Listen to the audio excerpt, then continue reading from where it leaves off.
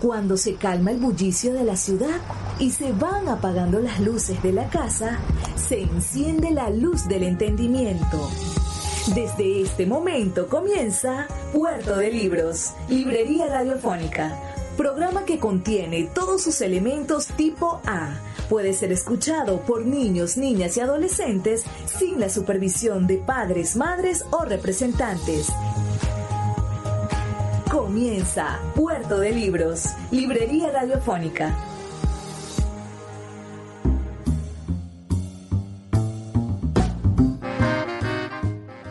Bienvenidos a Puerto de Libros, Librería Radiofónica. Este espacio que hacemos con tantísimo cariño de lunes a viernes de 9 a 10 de la noche por la señal de la Red Nacional de Emisoras Radio Fe y Alegría. Les habla Luis Peroso Cervantes, quien está encargado de dejarlos pasar a este puerto donde podrán embarcarse en esas naves que hemos diseñado para ustedes desde hace siglos, miles de años, y en las cuales usted puede viajar a cualquier época de la humanidad y con los mejores acompañantes.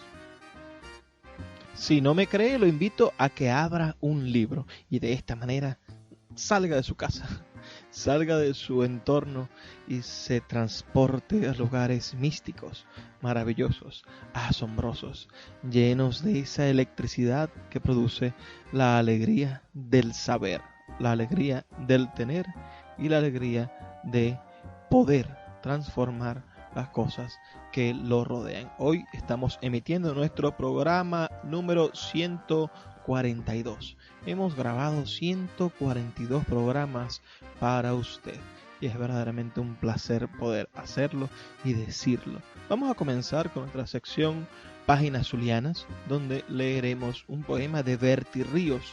Luego tendremos en nuestra sección Cada día un libro, el hermosísimo poema Flor de Juan Antonio Pérez Bonalde.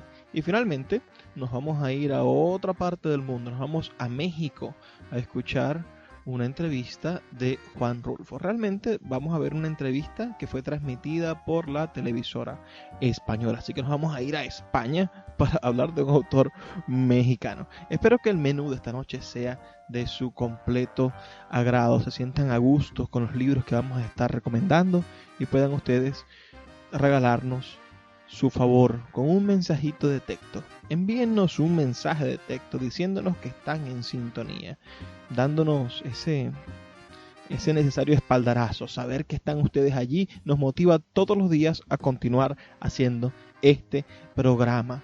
Así que envíenos un mensajito de texto al 0424 672 3597 0424 672 3597 o escríbenos a nuestras redes sociales @librería radio en Twitter y en Instagram, que son nuestras redes sociales para hacer más cortito el espacio que recorren las ondas de radio para llegar a su alma, a su corazón, a su mente y estrecharnos, porque la idea es exactamente eso, podernos abrazar con los libros y con el conocimiento. Muy a pesar del coronavirus, muy a pesar de la cuarentena, nosotros queremos abrazarnos a ustedes. Y al abrazarnos, liberarle las ataduras que lo mantienen preso en la ignominia, digo yo, en la cuestión de no tener nombre, en ese espacio en el cual no tenemos libros, no tenemos conocimiento y a veces no encontramos la salida a problemas que ya otros hombres, que otras mujeres, que otros seres humanos han tenido. Esos problemas que usted tiene hoy, señora, que usted tiene hoy, señor, muchacho, muchacha que nos escucha, esos problemas ya otros seres humanos lo han tenido. Y seguramente, si lo buscas bien, va a haber un libro que le dé la respuesta a tus problemas, a tus inquietudes. Ayúdate con un libro. Ayúdate con un libro que es la llave para la puerta que esconde el futuro primoroso que todos necesitamos. Antes de comenzar, los voy a dejar con los mensajes que tienen para nosotros nuestros anunciantes, esas personas que hacen posible que Puerto de Libros, Librería Radiofónica, llegue a sus hogares de lunes a viernes de 9 a 10 de la noche por la señal de la Red Nacional de Emisoras Radio Fe y Alegría. Sultana del Lago Editores es una empresa zuliana de servicios editoriales. Nuestro catálogo tiene más de 100 títulos de autores nacionales e internacionales. Además, somos la única editorial que presta servicios de impresión bajo demanda en Maracaibo. No necesitas invertir en grandes tirajes. Tus lectores pedirán tu libro, nosotros lo imprimiremos y tú obtendrás regalías. Por ello, también editamos internacionalmente en Amazon y Google Play Books. Conoce más en nuestra nueva página web www.sultanadelago.com o siguiéndonos en Instagram como @sultanadelago.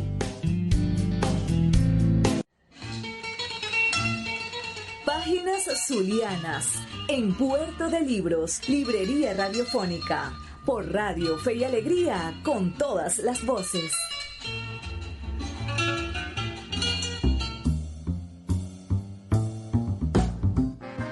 En nuestra sección de hoy de Páginas Zulianas estaremos leyendo un poema del libro Himnos Terrestres del poeta zuliano Berti Ríos. Vamos sin más reparo a leer el poema Itinerario de un robot. Maravilloso poema que habla sobre esta contemporaneidad. Espero nos sirva para entender a veces cómo este parón de la cuarentena nos puede ayudar a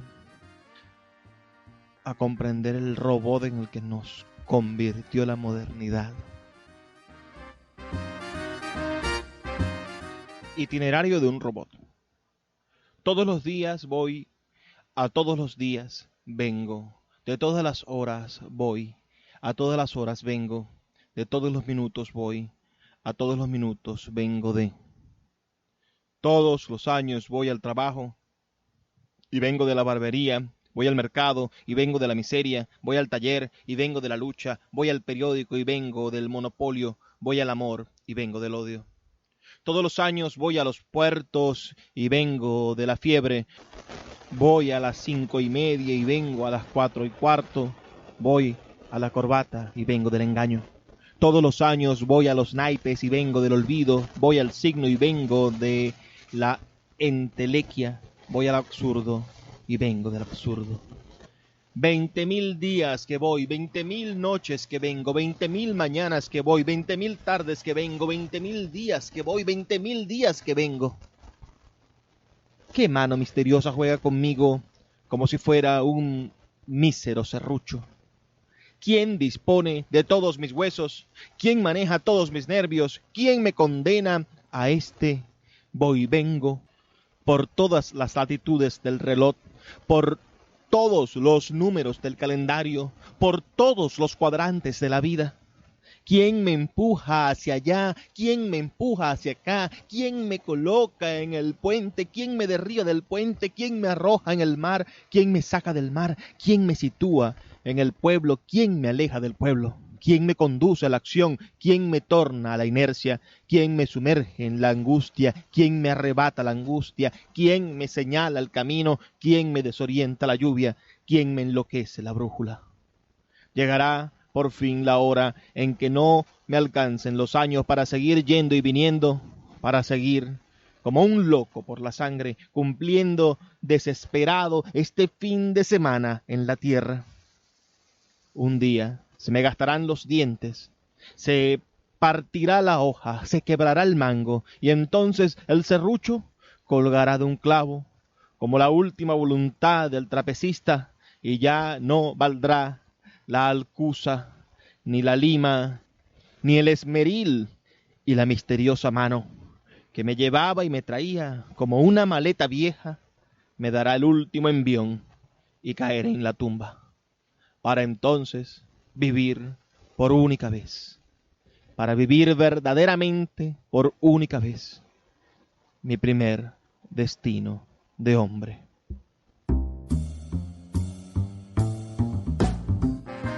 Berti Ríos. Acabamos de escuchar un poema de Berti Ríos. ¿Lo conocían ustedes? ¿Sabían que existió un poeta zuliano llamado Berti de Jesús Ríos López, nacido en San Rafael del Moján, el 14 de junio del año 1921 y que falleció en la ciudad de Maracaibo el 17 de enero de 1979.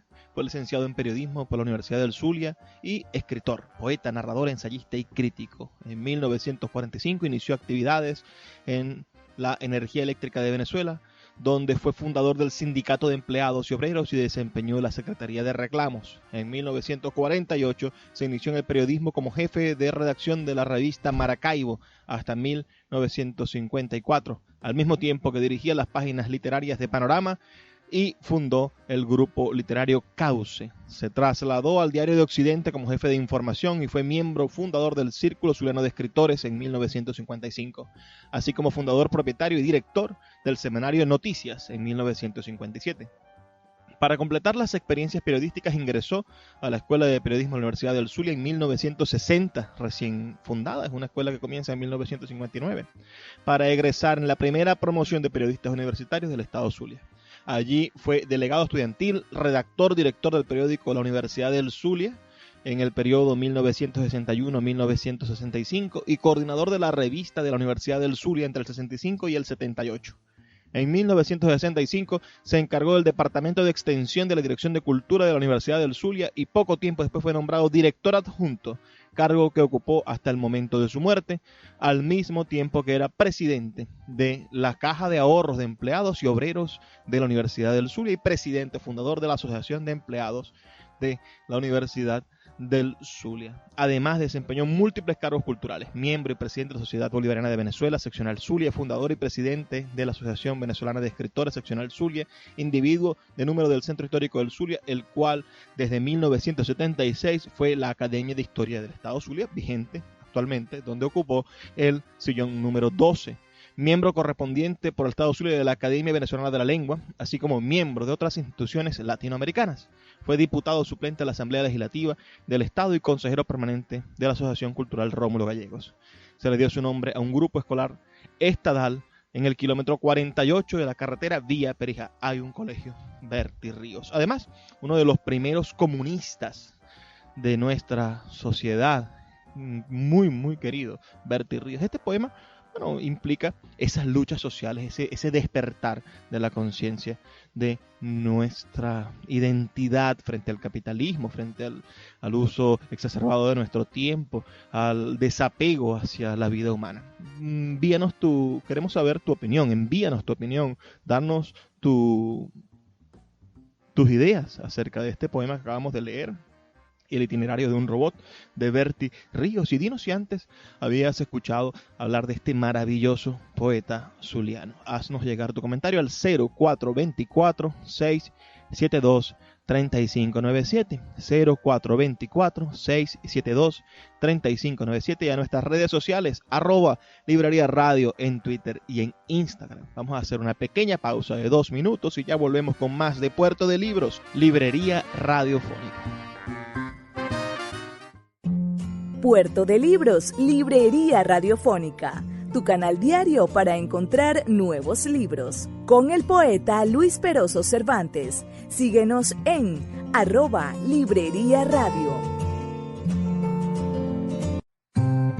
Cada día, un libro. Puerto de Libros, Librería Radiofónica. Por Radio Fe y Alegría, con todas las voces.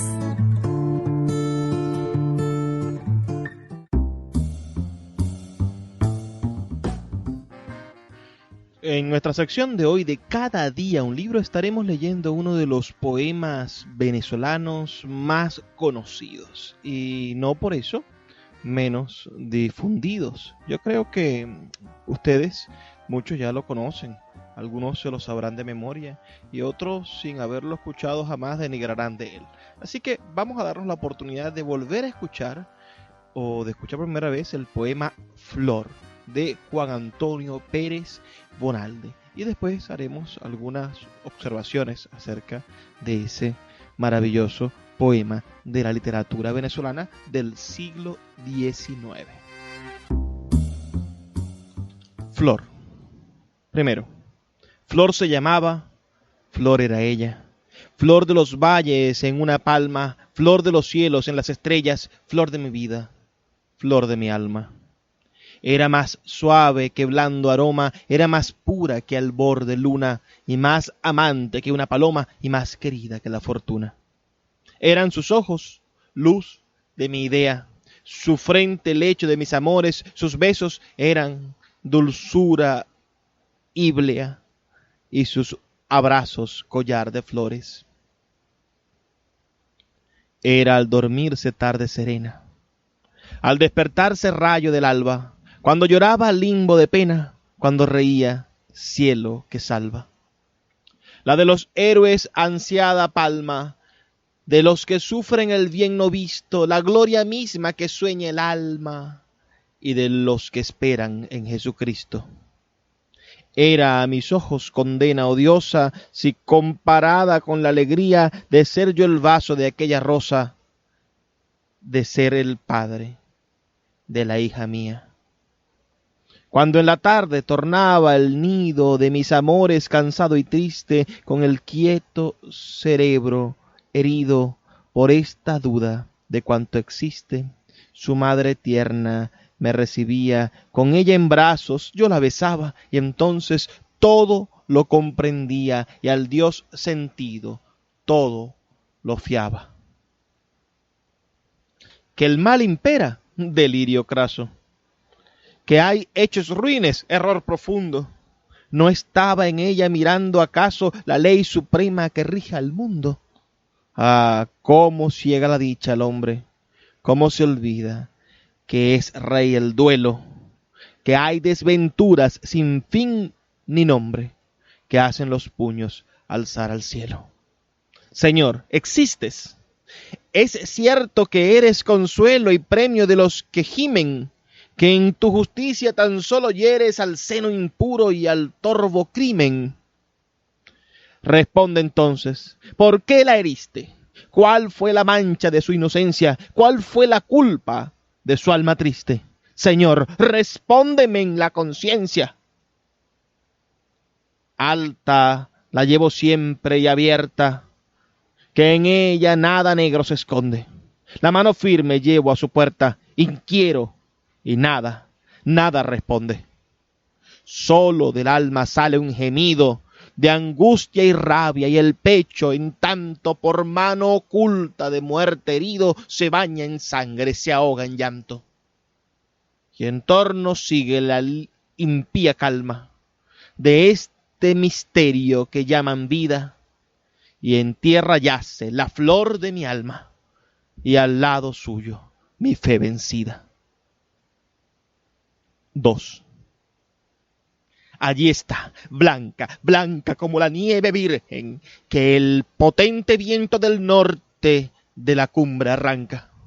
Como el lirio que troncha mano impía orillas de la fuente, que en reflejar su albura se engreía.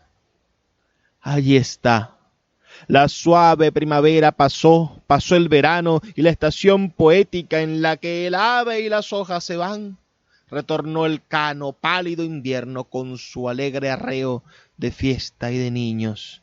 Y aún la veo y la veré por siempre. Allí está, fría, entre rosas tendida, como ella, blancas y puras, y en botón cortadas a despuntar el día.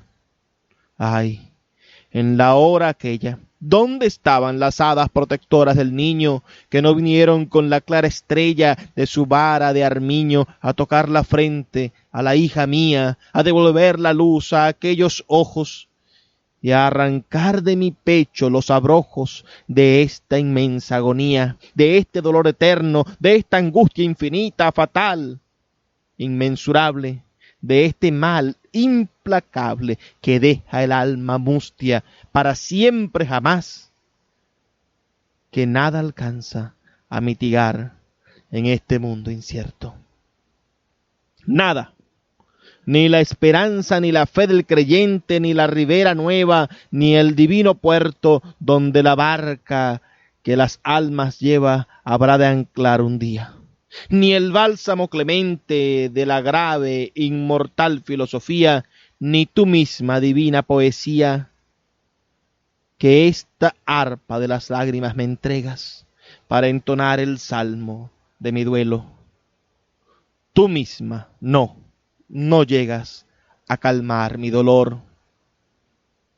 Ábrase el cielo, desgájese la gloria en rayos de oro sobre mi frente, y desdeñosa, altiva de su mal sin consuelo, al celestial tesoro el alma mía cerrará su puerta, que ni aquí ni allá arriba, en la región abierta de la infinita bóveda estrellada, nada hay más grande, nada más grande que el amor de mi hija viva, más grande que el dolor de mi hija muerta.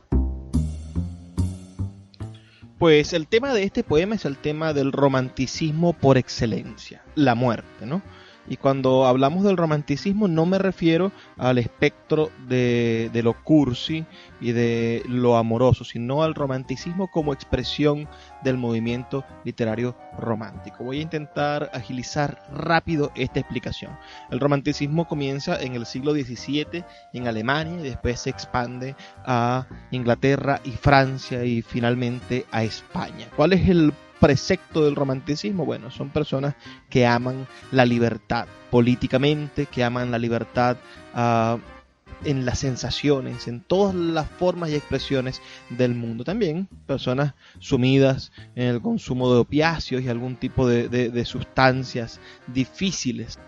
Lo cierto es que la libertad en el sentido literario lo consiguieron con el uso de expresiones verdaderamente sublimes. Dejaron de ser personas acartonadas y dijeron: vamos a entregarnos a la libertad de decir lo que sentimos y de expresar las emociones más fuertes y de comunicar nuestras profundas tristezas, nuestras profundas alegrías.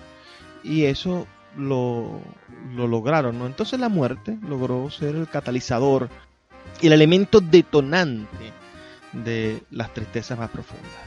Entonces él logra Pérez Bonalde, claro, estamos hablando del siglo XVII, ya a finales del siglo XVIII y del siglo XIX, que es el caso de Pérez Bonalde, consigue Pérez Bonalde en el siglo XIX ser un digno representante del pensamiento romántico, de la tragedia romántica.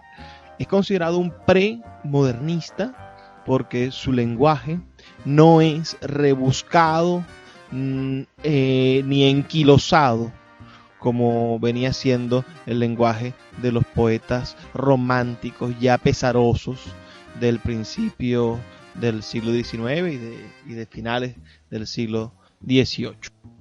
Ahora, en el rango de los poemas elegíacos, que es el nombre que se le da al género poético dedicado a cultivar, a hablar sobre la muerte de algún ser querido, sobre la muerte de alguien, ¿no? Poemas dedicados a la muerte. En el rango de los poemas elegíacos, este es el poema decano de la literatura venezolana.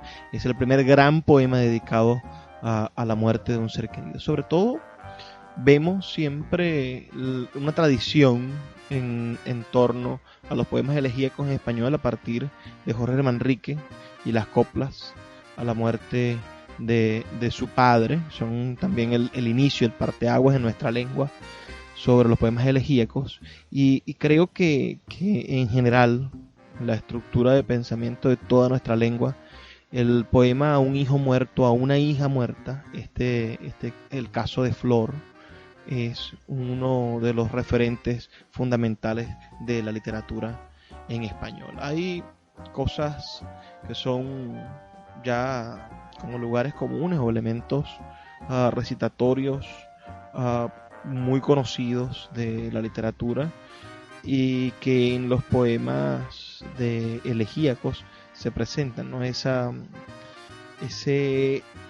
hincapié en preguntarse sobre la existencia de Dios.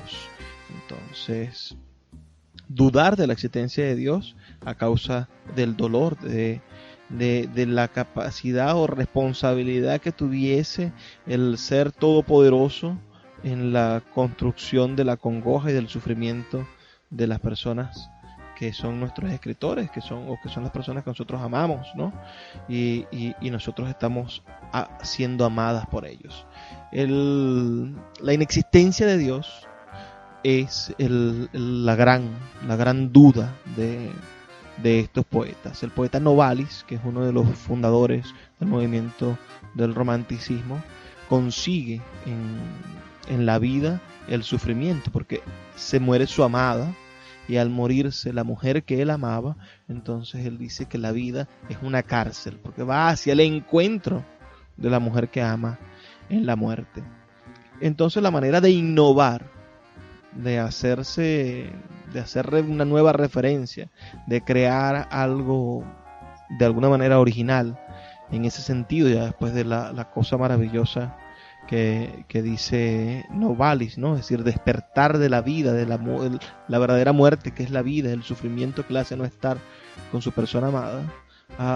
Yo creo que lo más innovador es lo que hace Juan Antonio Pérez Bonalde en este poema Flor, donde él se pregunta: Señor, ¿existes? ¿Es cierto que eres consuelo y premio de los que gimen, de los que en tu justicia tan solo hieres al seno impuro y al torvo crimen?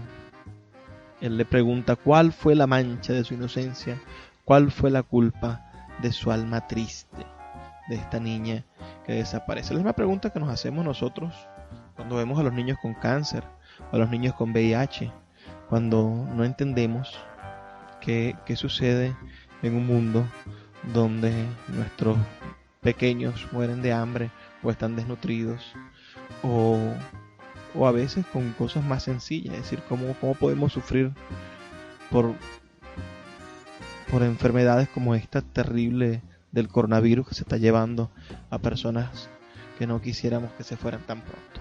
¿Qué opinan ustedes? ¿Habían leído antes el poema Flor de Juan Antonio Pérez Bonalde?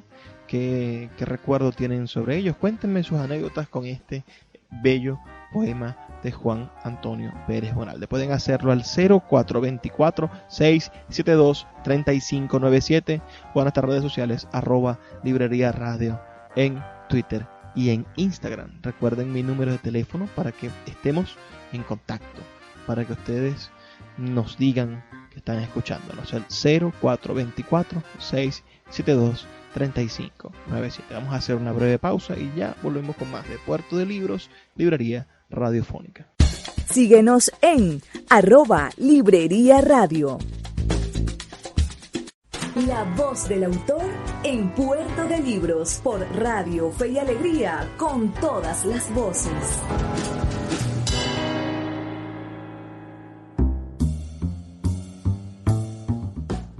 En nuestra sección de hoy de La voz del autor estaremos escuchando una entrevista realizada por Televisión Española al escritor Juan Rulfo, en ocasión de haber recibido un importante premio en España. Juan Rulfo nació en 1917 y fue uno de los grandes escritores mexicanos, autor simplemente de 2 obras, de Pedro Páramo, su novela, y El llano en llamas, su libro de cuentos. Todos recordarán el inicio de esta novela de Pedro Páramo, ¿no? Ese primer párrafo que dice: vine a Comala porque me dijeron que acá vivía mi padre, un tal Pedro Páramo. Bellísima forma de iniciar una novela, ¿no? También la búsqueda del padre y el encuentro de uno mismo en esa búsqueda. Tiene entre tantos de los significados que le da Pedro Páramo a la vida del latinoamericano. También Juan Rulfo rescata todo lo que es la transición mexicana de la pobreza a la república, de la pobreza de la república a la pobreza de la revolución. Recuerden que pueden reportar su sintonía al 0424-672-3597. 0424-672-3597. También pueden ustedes reportar su sintonía, conversarnos, enviarnos sus comentarios a nuestras redes sociales, @Librería Radio en Twitter y en Instagram. Este es un espacio que hacemos con tantísimo cariño para todos ustedes, todos los días, de lunes a viernes, de 9 a 10 de la noche. Ahora sí, escuchemos al gran Juan Rulfo, este escritor fundamental de las letras latinoamericanas, este padre de una forma de la escritura, y que en esta entrevista, bueno, dice algunas cosas sobre su infancia, sobre la guerra de los cristeros, y habla al final brevemente sobre su posición política y las injusticias de nuestra Latinoamérica. Juan Rulfo, ¿cuántas novelas ha destruido usted?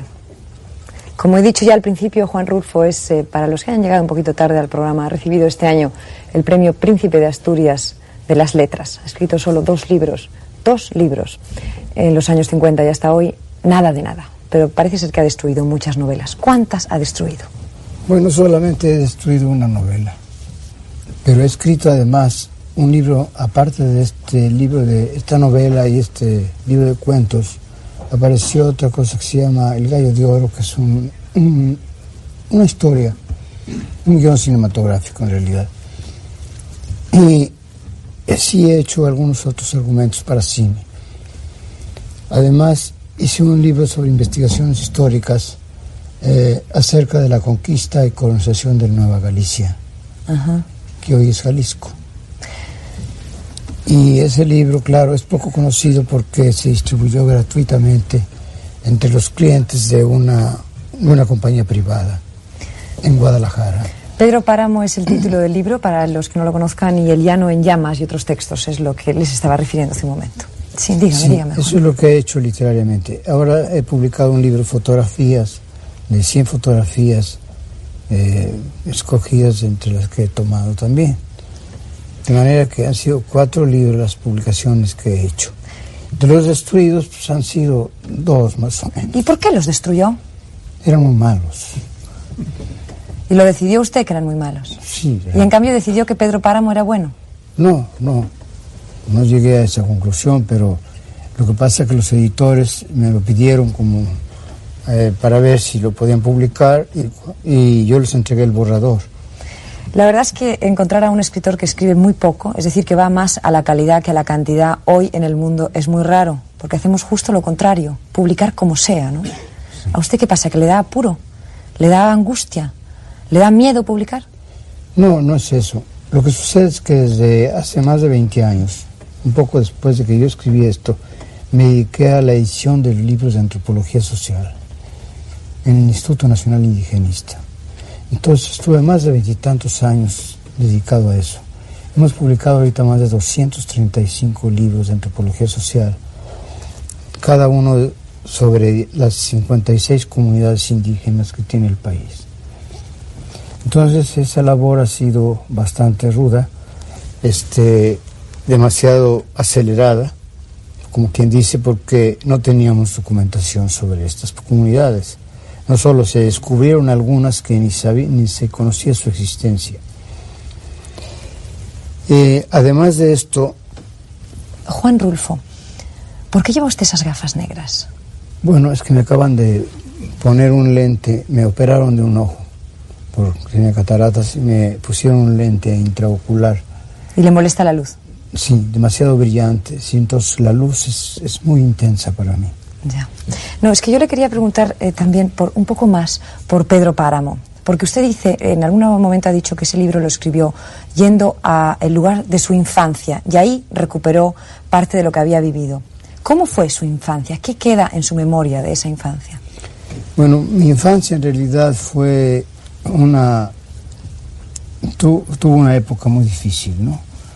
Viví la etapa más violenta que siguió después de la Revolución Mexicana, es decir, la cristiada, lo que llamaron la cristiada, la rebelión cristera. Entonces, estos años que me tocó vivir fueron en un lugar de mucha agitación, de crímenes, de violencia, y además en mi familia hubo una serie de muertos, ¿no? Comenzando por mi padre, que fue asesinado, sus hermanos, y todo. Entonces mi casa estaba completamente llena siempre de luto, ¿no? Esta fue mi infancia. Ahora, en realidad, eso nunca lo he tratado yo en ninguna de las obras porque jamás he publicado autobiografía. No hay nada autobiográfico en nada de lo que he escrito. También ha dicho alguna vez que en aquella época agarró usted una depresión que no ha soltado hasta hoy. Bueno, es que debido a la que quedé huérfano, pasé a un orfanatorio en Guadalajara y en aquella época pues, los orfanatorios eran en realidad casas de corrección, eran correccionales. Entonces la disciplina y el castigo era muy fuerte y además la soledad en que vivíamos. Pero usted no te da la impresión de haber sido un niño malo, ¿no? Pues puede ser que sí he sido malo. ¿Sí? Todos los niños somos malos. ¿Por qué? Somos malvados. ¿Se puede decir que los niños son malos? Sí, los niños son malvados hasta cierta época. ¿Hasta qué época? Pues hasta que ya recobran un poco la razón, ¿no? Pero casi todos los niños son malvados. ¿Cuándo recobró usted la razón? Pues calculo que todavía no la recobro. Ah, ¿no? ya sabía yo que me iba usted a decir eso. Dice que tiene pesadillas, que necesita el humor para sobrevivir. Pues sí, es decir, soy medio irónico en algunos aspectos, ¿no? Pero tal vez no es una autodefensa, sino que tengo cierto sentido del humor, ¿no? Importantísimo. ¿Verdad? Importantísimo. Y me interesa mucho el humorismo. Además, creo yo que la vida pues debe ser, como decía hace un momento, maestro Ro, sobre la existencia, la vida, que la vida es buena, ¿no? Quien la hace mala es uno, es el hombre. Entonces, nosotros intentamos hacerla menos mala, ¿no? Queremos hacerla menos mala. Entonces, pues, tomamos todo en forma irónica, ¿para qué crearnos problemas? Usted tiene que estar contento en todo caso porque de su obra Pedro Páramo se han dicho cosas magníficas, quizá las cosas más bonitas que se pueden decir de una novela. Por ejemplo, señores, para que ustedes hagan una idea, Saladrigas, que es un escritor catalán que hace crítica de libros muchas veces aquí en La Vanguardia en Barcelona, ha dicho, Rulfo no puede escribir nada mejor que Pedro Páramo. Y por lo tanto se abren para él de par en par las puertas del silencio, por eso no hay nada más publicado. ¿Qué siente usted cuando oye decir todo eso? Como si mira atrás como si fuera para otra persona. ¿O se lo cree? Bueno, yo creo en el silencio. Una obra la literatura tiene tiempos muertos, que le llaman. Esos tiempos muertos se pueden convertir en tiempos de silencio. En lugar de elucubrar, de hacer divagaciones, de hacer ensayos, de introducir su propia filosofía de la vida, que es muy característico en la novela, yo he intentado eliminar esos aspectos, entonces he dejado que los personajes actúen por sí mismos. El autor se trata totalmente de zafar de la obra. Y cuando García Márquez dice que es usted su maestro y dice, por ejemplo, no pude dormir mientras no terminé en la segunda lectura, nunca desde la noche tremenda en que leí La Metamorfosis de Kafka en una lúgubre pensión de estudiantes de Bogotá, había sufrido una conmoción semejante al día que leí Pedro Páramo. No sea usted humilde, es muy importante todo esto. Bueno, y usted como si tal cosa, está aquí sentadito. Es amabilidad de parte de García Márquez. García Márquez tiene una postura política muy clara como escritor. ¿Cuál es la suya, Juan Rulfo? En un mundo como el que vive en Hispanoamérica en este momento con tantos problemas. ¿Cuál es la suya? Bueno, yo no soy un político activista, pero sí estoy de acuerdo con la actitud de García Márquez, de Julio Cortázar, de esos hombres que forman Amnistía Internacional y que tratan de defender a los pueblos, sobre todo de América Latina, que han vivido siempre en la miseria, en la ignorancia y sometidos por dictaduras militares terribles. ¿Y cree usted que es necesario estar con alguno de los dos bloques o no definirse? Yo creo que no es necesario. Lo que hay que resolver es la miseria. Y para eso ninguno de los dos bloques es esencial. Es esencial en el aspecto de que ellos interfieren dentro de estos países que tratan de buscar su propia identidad y tratan de buscar un medio de vida adecuado a sus propias circunstancias, ¿no? Los países de América Latina todos tienen una característica en común. Tienen la misma historia, el mismo momento de liberación que lo tuvieron con Bolívar, y actualmente tienen los mismos problemas de injusticia, de miseria, que eso es contra lo que luchan ellos, estos pueblos. El poeta Luis Peroso Cervantes le acompaña en Puerto de Libros, Librería Radiofónica, por Radio Fe y Alegría, con todas las voces.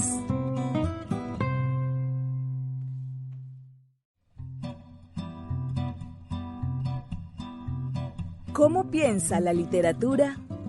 Piensa mejor, lee un libro. Puerto de Libros, Librería Radiofónica, por Radio Fe y Alegría, con todas las voces.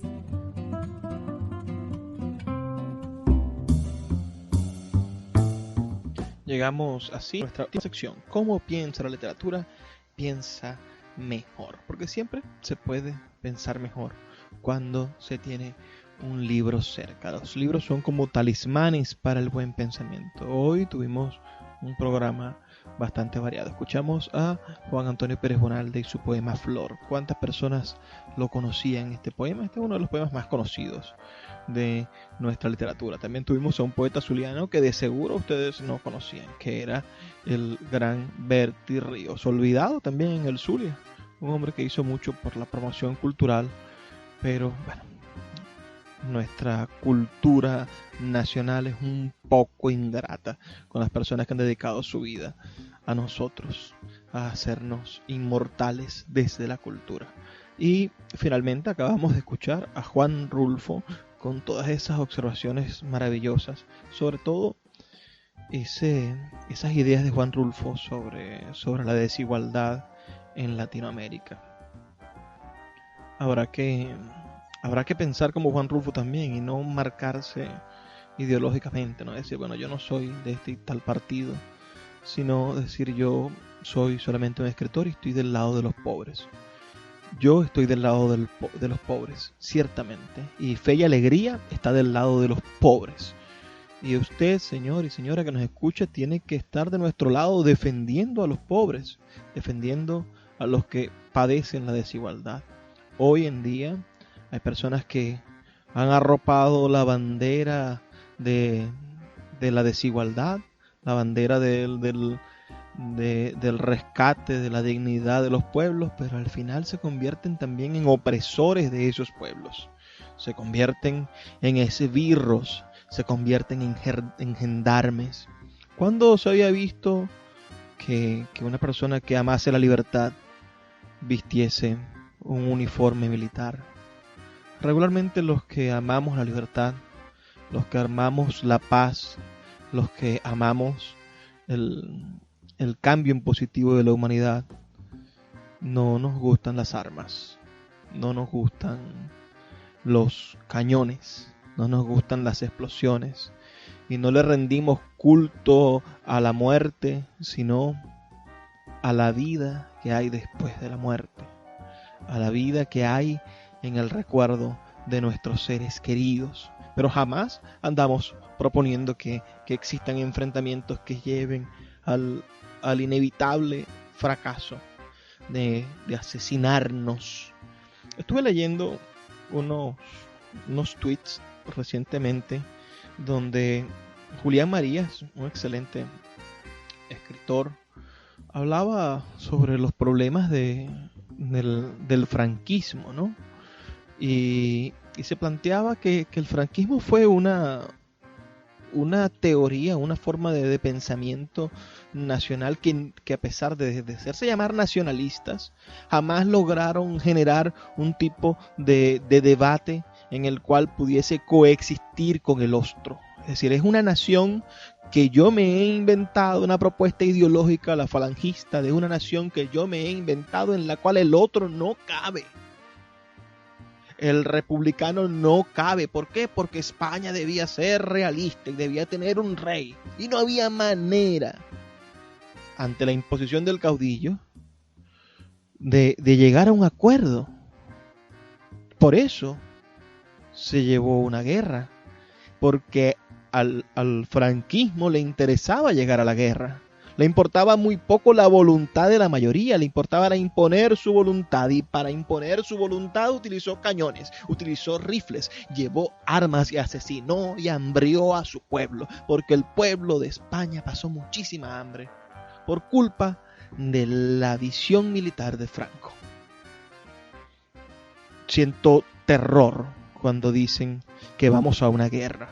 Siento terror cuando dicen que estamos preparados para resistir durante años una guerra. Siento miedo cuando veo a mis vecinos, a mis viejitos de la comunidad vestidos como milicianos. Siento terror, pánico, porque esos uniformes, esas armas, esa ideología está preparando a nuestro pueblo para una guerra. Lo dicen, están preparados para una guerra, y yo les creo, de verdad que les creo. Hay gente que no les cree, pero yo sí les creo. Yo les creo que están preparados para resistir un enfrentamiento militar, están preparados para resistir una invasión. Ojalá nunca haya una invasión en este país. Pero esa preparación no es que no sea lógica en su estructura de pensamiento, sino que yo rechazo la idea de que exista un enfrentamiento, rechazo la idea de que exista una invasión, rechazo la idea de que tengamos que responder con balas a cualquier cosa. No podemos responder con balas, no podemos responder con agresión, no podemos dedicarnos ni prepararnos, ni dedicar nuestro tiempo y nuestro espacio a pensar en cómo defender para matar. La manera de defenderme no puede ser matar al otro. La manera de defenderme debe de ser transformar al otro en un ser positivo. La manera de defenderme debe de ser que mi mensaje sea lo suficientemente incluyente para transformar la realidad del otro. La manera debe de ser levantar una muralla, un escudo moral tan sólido, sincero y sólido, que no puedan agredirme. Si en Venezuela no viviéramos las cosas terribles que estamos viviendo, jamás nadie podría atreverse a solicitar invasiones, a invocar a tratados internacionales, ninguna de esas cosas absurdas que uno escucha diario a diario en los chats de WhatsApp, en el Twitter, en las redes sociales. Esas cosas no es que no puedan llevarse a cabo. En el territorio de los escenarios posibles, cualquier cosa puede pasar. Pero son los peores escenarios. Son los escenarios de enfrentamiento, de muerte, de destrucción, de desolación. No existe en nuestras carreteras un cráter por una bomba. Hay cráteres, ciertamente, huecos gigantescos donde se caen nuestras cañerías, donde nuestras bocas de visita casi se tragan automóviles. Pero no existe en Venezuela el cráter de una bomba. No existe un edificio que se esté cayendo porque le haya caído un misil o porque haya explotado dinamita o C4. Qué bueno que no existen esos edificios. Se caen porque no hay mantenimiento. Se caen porque la gente no tiene para pagar el condominio. Los ascensores no funcionan. No porque hay una falla estructural, porque cayó una bomba al lado. No, señores. Es por otras razones que tienen solución con inteligencia, que tienen solución leyendo. Si nuestro pueblo se dedicara a leer, jamás tocaría un arma. Si en nuestros colegios nosotros le enseñáramos a nuestros niños que solamente con la lectura, con el conocimiento, con la información, con la transformación podemos conseguir oportunidades de verdad y de ser longevos y de tener salud y de desarrollarnos, no tendríamos tantos jóvenes AMPA, tantos niños malandros, tantos carajitos que no han vivido 15, 20 años de felicidad y que ahora están desgraciándole la vida a otros. Y eso es porque no leen. Porque cuando uno lee a Julio Verne, se da cuenta de que el mundo es maravilloso. Cuando uno lee El Principito, uno se hace preguntas geniales. Cuando uno lee El barco de la isla del tesoro, uno se siente espectacular. Cuando uno lee el Dr. Jekyll y Mr. Hyde, uno se da cuenta de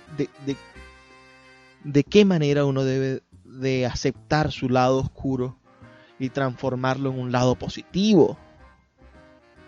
Pero si no leemos, si nuestros hijos no han leído esos libros, y muchos menos nuestros concejales, nuestros diputados, nuestros alcaldes y nuestros gobernadores no se han leído uno solo de esos libros que he mencionado, que en cualquier parte del mundo ya los han leído todos,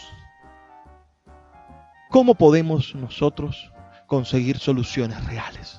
La única solución, la fundamental, es empezar a leer. Hay que leer con furia, hay que leer todos los días como si el futuro del país se fuera en ello. Los invito a leer, a leer, a leer y a leer y a leer. Claro, ustedes me dirán, eso no va a cambiar la realidad de ahorita, ciertamente. Pero yo creo que nada va a cambiar la realidad de ahora. Es muy particular mi forma de pensar. Es muy personal. Yo creo que ninguna de las cosas que vayamos a hacer va a cambiar la realidad de hoy en día. Porque es que el problema está sembrado muy adentro. Y debemos de conseguir una solución real, no esos pañitos de agua tibia que estamos acostumbrados a ponerle a los problemas de este país. La democracia hizo cambios fundamentales en la estructura política del país, pero se dedicó 40 años a ponerle pañitos de agua tibia a las heridas y produjeron un cáncer irreconciliable en los años 90, una diferencia social abismal, y produjeron resentimiento y produjeron un montón de cosas que nos han llevado después a madurar en esta situación tan compleja que vivimos. Hay un bálsamo real, que usted se lo pone por fuera, desde afuera hacia adentro, y adentro siembra, tiene un cultivo y después nos sana completamente, y es la lectura. Los invito a leer. Leamos para ser libres, leamos para abrir la puerta del futuro. ¿Qué opinan de lo que acabo de decir? Escriban un mensaje de texto al 0424-672-3597, 0424-672-3597, o a nuestras redes sociales, @librería radio en Twitter y en Instagram. Ya me toca despedirme. Aún así, damas y caballeros, les dejo este mensaje. Por favor, sean felices, lean poesía. Sultana del Lago Editores es una empresa zuliana de servicios editoriales. Nuestro catálogo tiene más de 100 títulos de autores nacionales e internacionales. Además, somos la única editorial que presta servicios de impresión bajo demanda en Maracaibo. No necesitas invertir en grandes tirajes. Tus lectores pedirán tu libro, nosotros lo imprimiremos y tú obtendrás regalías. Por ello, también editamos internacionalmente en Amazon y Google Play Books. Conoce más en nuestra nueva página web www.sultanadelago.com o siguiéndonos en Instagram como @sultanadelago.